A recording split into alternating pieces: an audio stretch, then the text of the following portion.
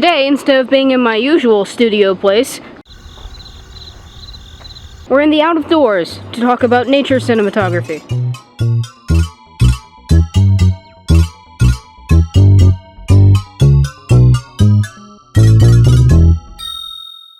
Quick note, everything that I say in this video can also be applied to photography and general outdoor shooting.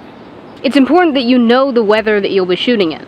Planning your locations and shooting days based on the weather can help you out a ton, since a rainy day can completely wreck your shoot, but beautiful light can do a lot for your image. Without good framing, shots like these can look like a lot of a jumbled mess, but if you take some time to compose them well and move things around in the frame, it'll do a lot for your image. When you're shooting something like this, it's important to have depth. A flat image is boring, but if we incorporate a few more layers, it gets a lot more interesting. It helps a lot to focus on one specific thing in the foreground and have a midground and background behind it. Focal length changes things dramatically.